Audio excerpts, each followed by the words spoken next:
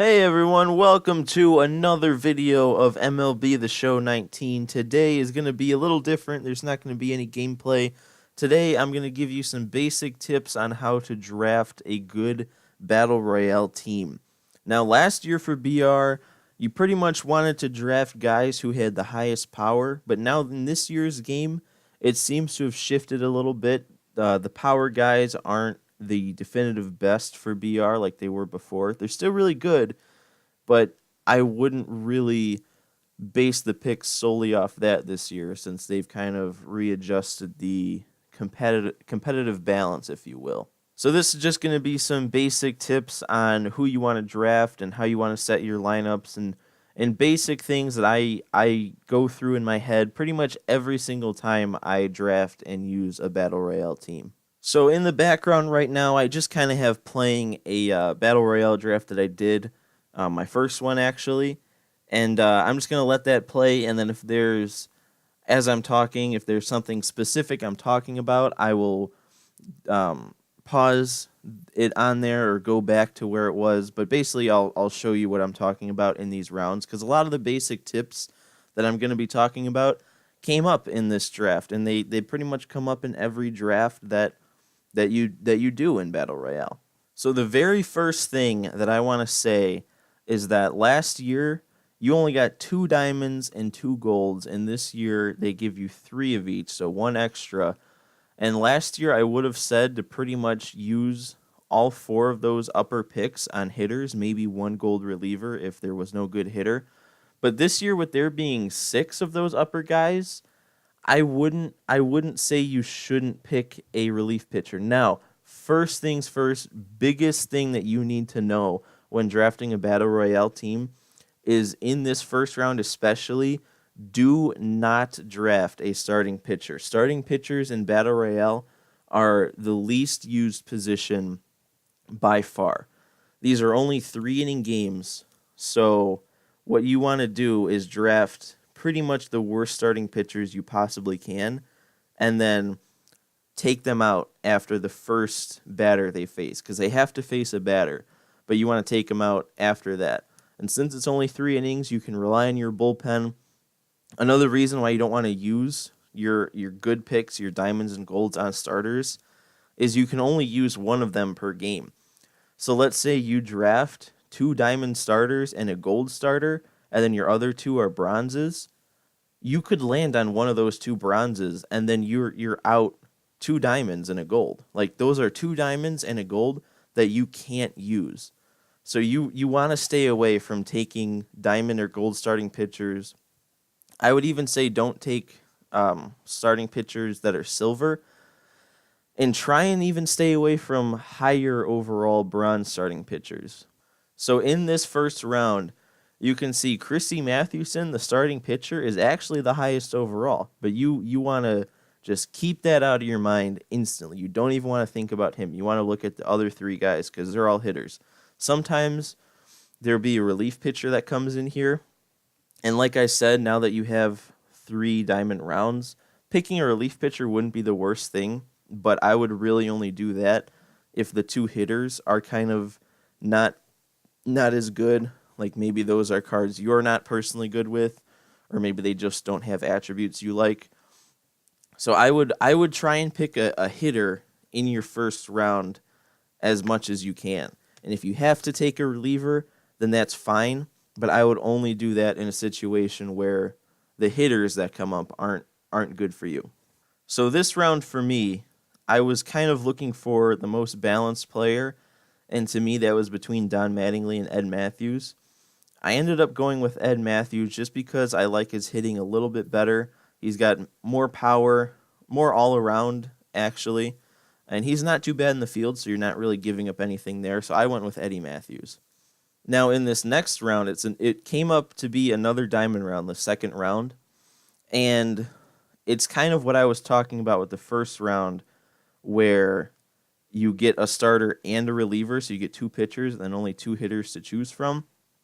And I didn't personally like either of the hitters, Adrian Gonzalez and Ryan Sandberg. I didn't really like the look of their cards.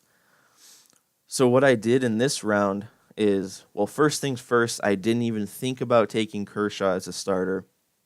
And then after I realized that Gonzalez and Sandberg weren't really players that I liked, I decided to go with the diamond closing pitcher, Kenley Jansen. So that was a good addition to the bullpen. And like I said before, I would only encourage taking a diamond reliever if you don't like the hitting options you have. Otherwise, I would pretty much always go with a hitter as long as they're a hitter you like. So one more tip, I'm not going to have a tip for every single round, but another tip that I thought of is if you come up across a bronze round, kind of like this one early on, which most of the time will happen, and you don't really like any of the hitters and you don't really want to take that starting pitcher yet. Now, this is a round where if you did take the starting pitcher, that'd be fine because it's a lower bronze round and you'll need a lower bronze pitcher anyway, a lower bronze starter. So in this round, you could take the starter if you want, but if you don't want to take either of the hitters because you don't want to use a hitter spot for someone you don't like, I would say to take the reliever because you have 7 spots in the bullpen. And with these being 3-inning games, you're most likely only going to use, honestly, probably 2 relievers. You want to have 3, in my opinion, at least. You want to have 3 solid relievers that you can rely on.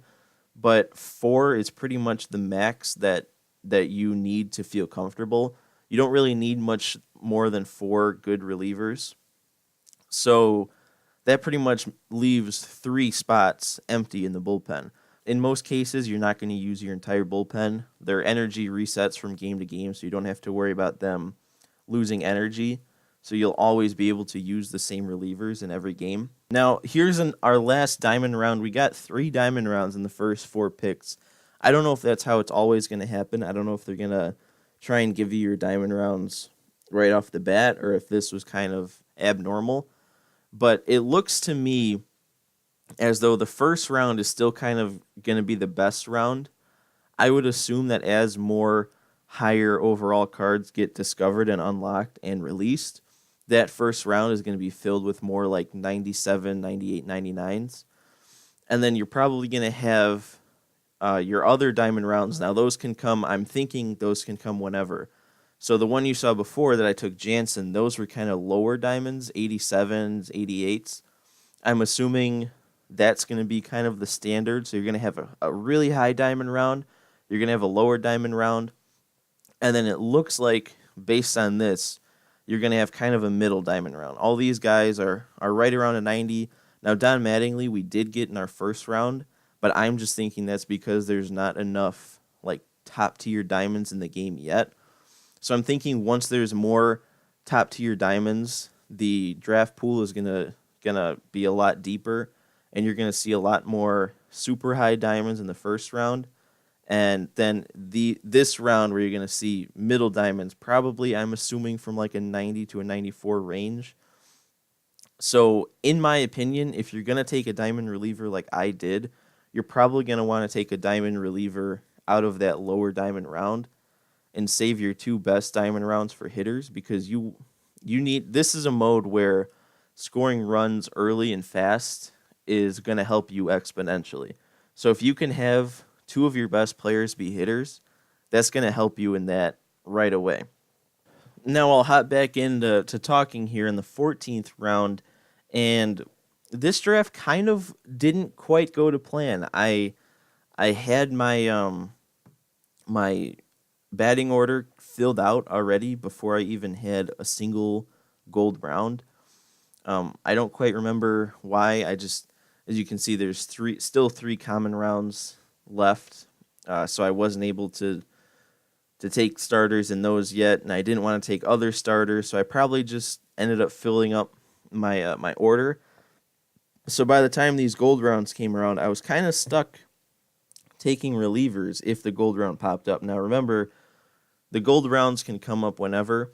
The only round that is like set in stone is the first round being a diamond round. The rest, they're all jumbled. You never know what you're going to get. So I was just kind of unfortunate this time to get my gold rounds later on, and I was stuck with a reliever. Now, gold relievers aren't bad. Like I was saying earlier, with 1 more gold, you could take a gold reliever, and I honestly would recommend taking a gold reliever if they come up. Now, like I was saying earlier, you don't always want to take a diamond reliever. You really only want to do that if there's hitters that you don't really like to use. But I think with one extra gold, you should always have at least one gold reliever in your bullpen. Now, one thing here, I don't remember if I overtly mentioned it already, but if you get a common round, you should instantly be going all the way to the left and taking the starting pitcher. Common rounds, you really want to hope that those come early so that you can fill out your starting rotation and then not have to worry about getting stuck with a higher overall starter. So common rounds, you automatically want to go and pick a pitcher. That's your only thought. That should be if there's a common round that comes up when you still have a starting rotation slot to fill. I got kind of unfortunate because my bullpen is full of righties. You definitely want to, if you can, you definitely want to get at least one good lefty in your bullpen, whether that be a gold, whether that be a good silver, but you want a lefty in your bullpen that you can rely on because for whatever reason, myself included, everyone has trouble facing left-handed pitchers with left-handed hitters in this game. So now the biggest thing that you're going to want to do once it gets to these bench rounds to fill up the rest of your team, you are going to want to press L2 to go back to your lineup, and you're going to want to address what you need the most in your lineup. So you're going to want to address your weak spots. So pretty much what this means, since you can't actually go over to your lineup and look at their player cards from this screen, you're just kind of going to want to look at their overalls. So for me right here, I can just look and see that my two weakest spots in my batting order is shortstop and center field. They are a 70 and a 72 overall. So those are the two positions that I want to try the hardest to replace with these bench rounds. So for right here, there is Rogers Hornsby that came up that I honestly can't remember what position he is. I think he might be second or third, but a second or third baseman isn't really going to address my team needs because my third baseman's my star and second base is a solid 77. And then you look at Buster Posey, he's a catcher. Yes, he would be better than the one I have, but it's still not that big of an increase.